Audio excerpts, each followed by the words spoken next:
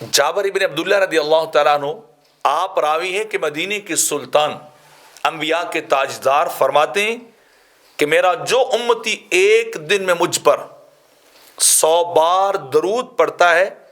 اللہ رب العزت اس درود کے بدلے میں اس کی 100 حاجتوں کو حل کر دیتا ہے، اس کی 100 مشکلات کو آسان فرماتا ہے۔ اور میرے آقا فرماتے ہیں کہ وہ 70 حاجتیں اس کی آخرت کی ہوں گی، یوم قیامت کی، اور 30 اس کی حاجتیں دنیا کی ہوں گی، یعنی 30 دنیا میں پوری کرتا ہے جو ایک دن میں 100 بار درود پڑھے، اور 70 جب کوئی کسی کے کام نہیں آنے والا ہوگا، بندہ پریشان حال ہوگا، بندہ بڑا عجیب کیفیت کے اندر ہوگا، تو اللہ رب العزت 100 میں سے 70 آخرت کی حاجتیں ایک دن میں 100 بار درود پڑھنے کے بدلے بندے کی قیام میں قیامت وہ 70 حاجتیں حل کر دے گا۔ اور حضرت سعید بن عمیر انصاری رضی اللہ تعالیٰ عنہ آپ روایت کرتے ہیں کہ آقا علیہ الصلوۃ والسلام نے فرمایا کہ جو میرا امتی مجھ پر ایک بار خلوص سے دل سے محبت اور عشق کے ساتھ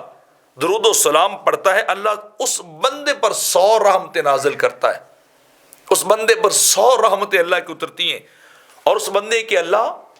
100 گناہوں کو مٹا دیتا ہے، اور اس ایک بار محبت اور عشق میں ڈوب کر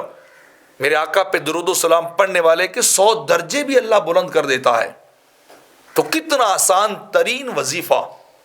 کتنا آسان ترین عمل ہے کہ انسان بڑی محبت کے ساتھ بڑے عشق میں ڈوب کر اپنے آقا پہ درود و سلام ایک بار پڑھے، اللہ اس کے 100 گناہوں کو ختم کر دیتا ہے، 100 بار رحمتیں نازل کرتا ہے، اور اس بندے کے 100 درجے بھی بلند کر دی جاتے ہیں، یعنی ہر طرف سے کرم ہی کرم، گناہ بھی مٹتے جاتے ہیں، رحمتیں بھی حاصل ہوتی جاتی ہیں، اور اللہ کے قرب کی منزلیں بھی بندے کو نصیب ہوتی جاتی ہیں۔